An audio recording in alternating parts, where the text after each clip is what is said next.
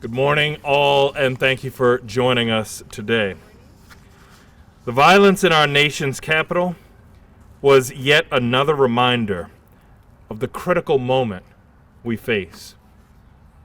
Howard County is not immune to the power of white supremacy, the thoughts, ideas, and lies that have plagued our country for centuries.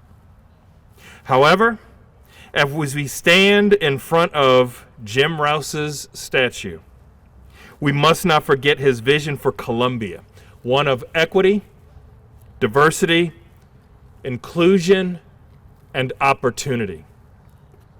As we aspire to be better, we can also inspire others to do better. We're standing in a place where, at the height of the civil rights movement, was created as an ideal community, one where people of all races, religions, and backgrounds could live, work, and grow harmoniously. Our goal must be to live up to that ideal. To help build upon that goal, build a better community, to create and address more equity and justice for all, we established the Equity and Restorative Practices Manager within the newly named Office of Human Rights and Equity. I'm pleased to announce Howard County's first Equity and Restorative Practices Manager, Dr. Denise Boston. That's right. Give her some love.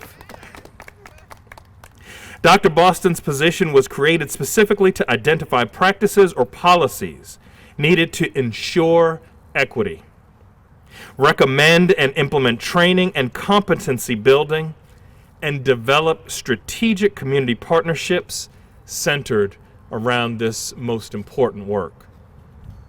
Dr. Boston is not only a Howard County native, first-generation Columbian, and Wild Lake High School graduate, but brings more than 20 years of administrative and leadership experience. Yes. Her expertise in reinforcing the values of social justice, equity, inclusion, belonging, and multicultural global diversity will be vital to this new role. Dr. Boston will also be integral to introducing and championing restorative practices throughout Howard County to improve and repair relationships between government, communities, and individuals. Understanding the momentous undertaking of this position, we ensured Dr. Boston would be able to make a long-term impact by making it a permanent role within the Office of Human Rights and Equity and not tied to any elected official. We have the opportunity to be a model for other jurisdictions around our nation and to truly be the best place for all. Soon, we will once again celebrate the life and legacy of Dr. Martin Luther King Jr. It is befitting that we remember and represent his belief that human progress is neither automatic nor inevitable. Every step toward that goal of justice requires sacrifice, suffering, and struggle. The tireless exertions and passionate concern of dedicated individuals. His words could not be more relevant today. Together, Howard County government can create an equity plan that reflects the collective strength of our diversity to better serve our residents and employ restorative practices to build relationships where previously there were fractures. I look forward to that hard work and the human progress we will make together. Thank you. Thank you, County Executive Ball, for the opportunity to speak today. I'm going to be brief since I've had the honor of getting to know Dr. Boston, and I would like to have the opportunity for you to get the opportunity to know her. When County Executive Ball announced this position last August, you never know who's going to answer the call. to lead this position. I am filled with joy that Dr. Denise Boston answered that call. Dr. Boston comes to us with a plethora of experience in the diversity, equity, and inclusion arena from various parts of the country, and luckily, Howard County is home for her. The Office of Human Rights and Equity mandate is to work towards eradicating discrimination, racism, and inequality in our county. We all look forward to working with Dr. Boston as her new position will further bolster the county's efforts. I invite everyone to join us in this effort. I conclude by expressing my gratitude and excitement for this position and Dr. Boston. This only shows and demonstrates the county's dedication to you, the wonderful residents and employees of Howard County. At this time, I have the distinct honor of bringing up to the microphone Dr. Denise Boston, who is our new Equity and Restorative Practices Manager. We recognize the land we stand on as the traditional indigenous territory of the Algonquin and Iroquois tribes. And acknowledging the land, we recognize the tribe as our host, and we agree to be exceptional guests. As we stand here today, our country is at a crossroads of an explosive public health crisis, a deep racial reckoning, and a tumultuous presidential transition. Howard County, with all of its charm, affluence, and reputation as one of the best places in Maryland to live in, is not immune from our nation's moment of uncertainty, resurgence of violence and racial intolerance. Contentious and life-threatening moments such as what we're witnessing sheds light on just how deeply divisive and exclusionary our country is at this time. However, in times of social challenges and despair, people of diverse backgrounds and walks of life have risen to the occasion to do some extraordinary and fearless things to foster compassionate leadership, courageous endeavors, and social integrity. One of those transformative individuals was Jim Rouse. He used his privilege, wealth, and enterprising wisdom to develop a city that would be a model of better living by design and a community that encouraged cross-cultural relationships.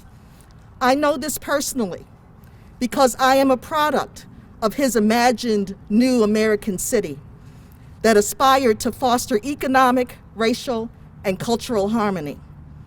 My parents were among the first wave of families drawn to this ambitious undertaking, and my sister Karen, who's here today, and my brother Keith, who passed away several years ago, we found ourselves in the midst of this socially constructed experiment, attending Oakland Mills and Walled Lake High Schools, and acquiring ice skates to skate on this very lake when it was frozen.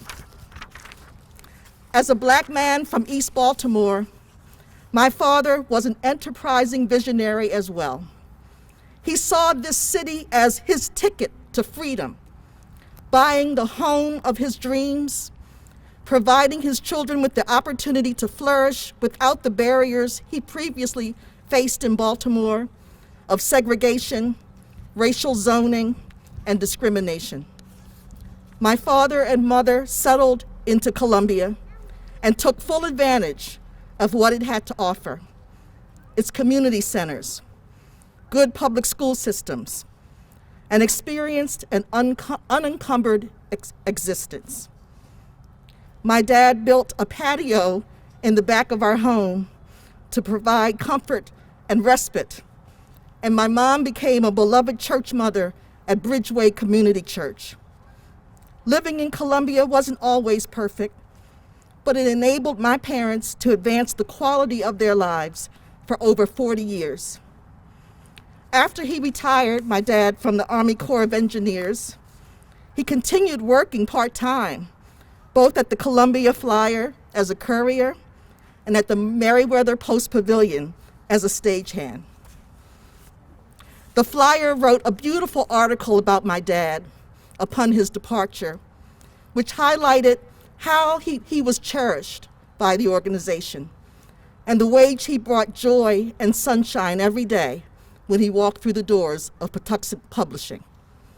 Little did they know that a man with a 6th grade education was joyous and smiling because he had beat the odds as a Black man, and he fulfilled his dreams by faith and self-determination. This community concept that Rouse created enhanced the lives of my parents and many families here in Columbia, particularly families of color. We have a template of what a community has the potential of being, especially when it comes to our children and our youth. As a teenager, I grew up in a community that had radical adult mentors at my disposal. People such as Mr. Little, the youth coordinator at the Slayton House Teen Center. He created a safe environment for teenagers to thrive in. We had great parties at the Teen Center. And Mr. McBee, Don McBee, who was the drama teacher at Wild Lake High School.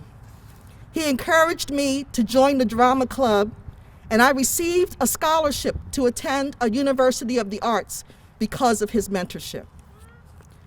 And a treasure in my life was Miss Rutina Blake. Now, a lot of people know Rutina. She gave me the opportunity to have a lead role in her production, Save the Children, when I was 14 years old. She modeled for me what it meant to be a proud, brilliant, bold Black woman. I would not be standing here before you today without the community that exemplified intentional and meaningful youth engagement. Adults in Columbia and Howard County who made an investment in youth and nurtured Black youth particularly to reach their full potential. I share these stories because they are invaluable as I envision what it means to step into this position as Equity and Restorative Practices Manager. I am honored to support County Executive Ball's mission in creating an equitable, healthy, and sustainable community. I bring historic knowledge, community-based research, and compassionate leadership to this position. I am humbled and excited to be working with Yolanda, Sonnier, and the Office of Human Rights and Equity team. My job is to initiate strategic and enduring approaches to address inequality and racial inequities, and support and strengthen the equity work that has already been implemented in Howard County by so many daring and forward-thinking leaders. It is reassuring and energizing to know there are so many people committed to equitable and systemic change. Equity is a launch pad to holistically shift oppressive structures by identifying harmful actions and dehumanizing messages, policies, cultural norms, assessing diverse needs, and creating socially just actions, mind frames, and intentional community practices.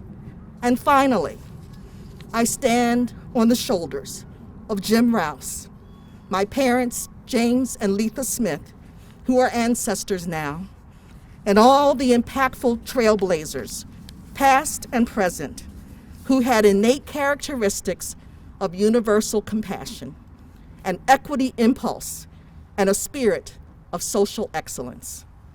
Monica Sharma states, "When we draw upon our wisdom and inner capacities, we respond with courage and compassion.